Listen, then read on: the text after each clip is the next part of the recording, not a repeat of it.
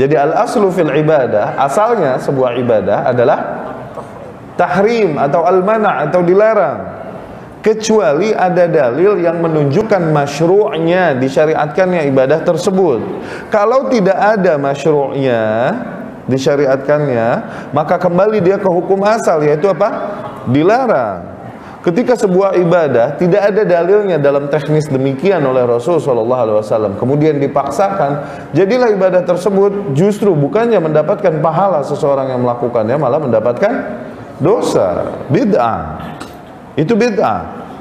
Dan bagaimana menghukumi sebuah hal menjadi bid'ah, ini hal yang telah kita jelaskan di pertemuan kemarin. Hari ini kita ulang. Rumus menghukum sesuatu menjadi bid'ah atau tidak. Lihat pada hal tersebut, pada ibadah tersebut. Yang pertama apa? Apakah Rasul SAW mampu melakukannya? Yang kedua apa? Kondisi. Lihat, ada nggak kondisi yang menuntut Rasul SAW untuk melakukan hal tersebut? Kondisinya tepat nggak dan lain-lain. Oke?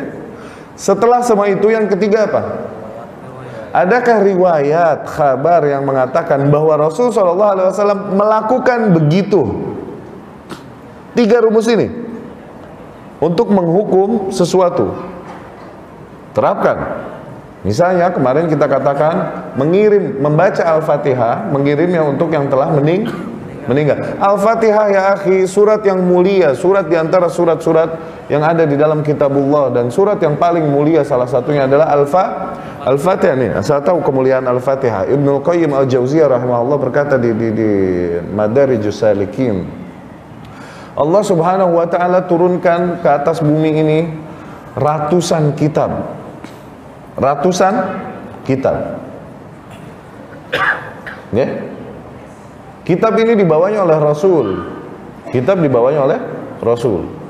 Nah, di antara ratusan kitab ini, semua kitab ini terangkum di dalam 3 syariat inti, 3 kitab inti, yaitu apa? Taurat, Zabur nih Al-Wa'du Al-Qadim, perjanjian lama, Old Testament. Oke? Taurat. Sama Injil. Injil nih perjanjian baru, Bible. Oke? Nah, 3 kitab ini merangkum apa yang ada di dalam kitab-kitab yang Allah Subhanahu wa taala turunkan. 3 kitab ini juga terangkum lagi di dalam kitab terakhir penyempurna, yaitu Al-Qur'anul Karim. Ajib gak? Al-Qur'anul Karim terangkum lagi di dalam 1 surat, yaitu Al-Fatihah. Maka dari situ Al-Fatihah dinamakan artinya apa Ummul Quran? Ibunya Al-Quran. Oke. Kalau dikatakan Al-Fatihah adalah ibunya Al-Quran, maka maknanya surat Al-Fatihah adalah ibunya Al-Quran. Maka maknanya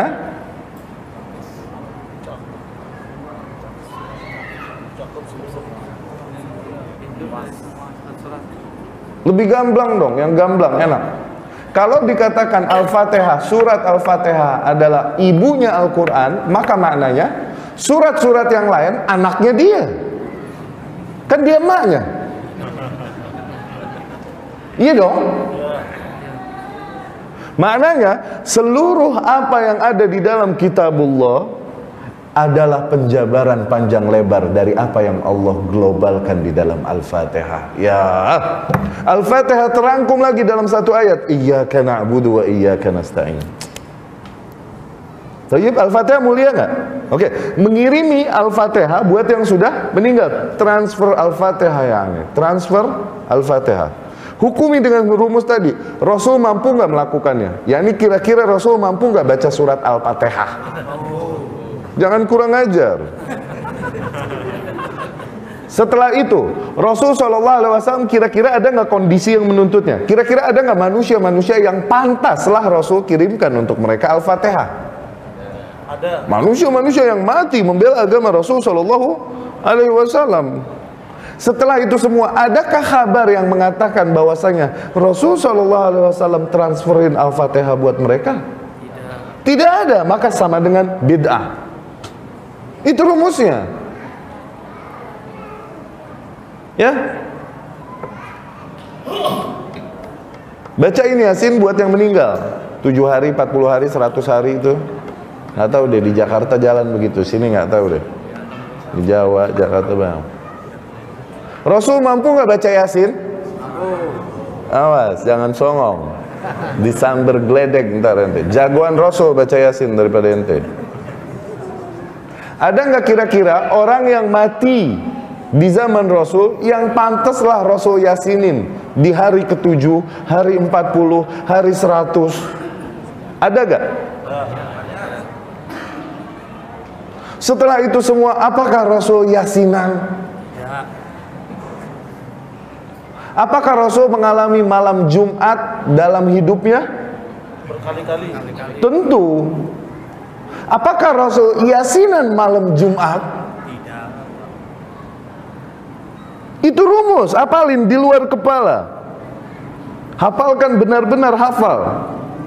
Di luar kepala, yakni di dalam hati. Supaya nggak lupa. Ya, ketika sebuah ibadah tidak ada kabar dari Rasul SAW bahwa Rasul mengajarkan demikian, maka kembali dia ke hukum asal, yaitu dilarang. Ada beberapa hal yang memang Rasul SAW tidak bisa lakukan, maka itu bukan pembahasan kita. Seperti apa? Pesawat untuk naik haji, kemarin kita katakan. Pesawat untuk naik haji. Oh, itu bid'ah dong. Kalau mau ngikutin Rasul, ente haji harusnya naik onta aja. Nyampe laut ente berenang sana sampai Jeddah. Ya, nih Rasul SAW bisa nggak bikin pesawat? Emang nggak bisa, ya udah, bukan pembahasan kita. Yang jadi pembahasan kita sesuatu bid'ah atau enggak ini hal-hal yang mampu Rasul lakukan tapi tidak dilakukannya. Itu kan? Mik untuk berceramah, berkhutbah, bid'ah nggak? Rasul mampu nggak bikin? Nggak mampu. Mengapa kau tuntut? Maka bukan pembahasan kita. Dan ada beberapa hal, kemarin kita telah ceritakan juga supaya menyempurnakan faidah pada hari ini. Ada beberapa hal yang dimana Rasul SAW mampu melakukannya namun belum dilakukan. Karena apa? Kondisi pada saat itu belum tepat. Syarat yang kedua tadi, kondisi. Oke? Contoh misalnya membangun Ka'bah itu. Ka'bah pada zaman Rasul SAW itu kecil, tidak sesuai dengan pondasinya Nabi Ibrahim alaihissalam yang besar. Ka'bah pada zaman-zaman setelah Nabi Ibrahim alaihissalam, kemudian Ka'bah tersebut roboh, hancur, dan bangsa Quraisy patungan membangun Ka'bah, fulusnya kurang. Akhirnya mereka bikin namun lebih kecil dari bentuk yang dibuat oleh Ibrahim alaihissalam. Lebih kecil lah mereka. Kemudian Nabi Muhammad SAW berkata kepada Ummul Mukminin Aisyah radhiyallahu anha, waktu Rasul ngomong, kedengeranlah sama Abdullah ibnu Zubair ibnu Awam radhiyallahu anhu majmain. Abdullah ibnu Zubair ini ponakan ya Aisyah radhiyallahu anha. Abdullah ibnu Zubair kan nikah sama Asma bintu Abi Bakar, Aisyah bintu Abi Bakar. Maka Aisyah ini khalehnya, tantenya. Aku mendengar Rasul berkata kepada Ummul Mukminin Aisyah radhiyallahu anha, "Laula hidthanu qaumiki bi kufr lahadamtul Ka'bah wa banaituha ala qawaid Ibrahim." Kalau bukan karena umatmu baru kufur kemarin, yakni baru Islam. Oke? Kalau bukan karena itu, aku niscaya akan hancurkan Ka'bah dan aku bangun lagi sesuai dengan pondasinya Nabi Ibrahim alaihissalam. Cuman pertimbangan Rasul takutnya jadi fitnah dan lain-lain, jadi menggoda keimanan dan akidah mereka, maka Rasul belum melakukan hal tersebut. Qadarullah, Rasul meninggal. Sampailah kepada masa pemerintahan Abdullah ibnu Zubair pasca masa Khulafaur Rasyidin. Abdullah ibnu Zubair menguasai Hijaz dan Yaman itu sampai 7 tahunan, 7-8 tahunan lah. Kemudian dia dengan pasukannya melakukanlah niat Rasul itu, dihancurkannya Ka'bah, kemudian dibangun lagi sesuai dengan pondasi Ibrahim. Tentunya awalnya mereka takut, namun ada satu orang yang nekat di antara pasukan Abdullah ibnu Zubair. Dia naik ke atas Ka'bah, kemudian dia mulai copot satu batu, terus dibuang. Terus mereka bengong nungguin, ada apa nih? Soalnya yang sebelum-sebelumnya begitu terus mampir burung ababil itu. Jadi mereka takut. Nah, Rasul pun dulu tidak melakukan hal itu. Kenapa? Ini berkaitan dengan akidah mereka yang mereka yakini dan terbukti bahwa ada yang berupaya kurang ajar terhadap Ka'bah, kemudian terjadilah yang terjadi, di mana Allah utus atas mereka burung-burung dari neraka, membawa batu-batu dari neraka. Dicopotin satu terus mereka nunggu. Apa kayak ada geledek kali, ada awan berubah kali, nunggu. Nggak ada apa-apa ya. Dan mereka berdoa, ya Rabbi, kami menginginkan kebaikan, kami bertujuan baik, kami berdoa. Copotin lagi, nggak ada. Copotin lagi, nggak ada. Akhirnya semuanya turun, dibongkarlah Ka'bah, dibangun lagi besar. Oke?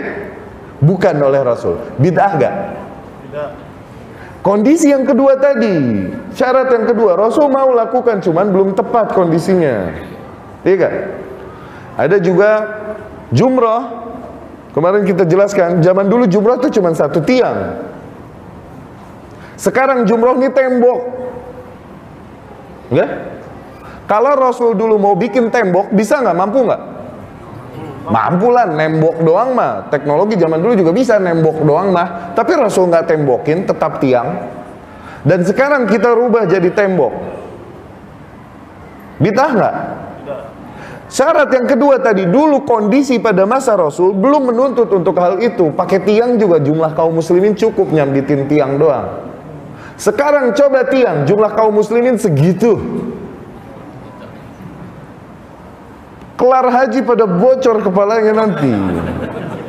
Apalagi alay-alay Indonesia, anak-anak SMA ikutan haji, dia sambit sana. Kan jagonya tawuran. Beraninya dari jauh pakai batu. Alay. Maka tidak jadi bid'ah karena kondisi yang kedua tadi.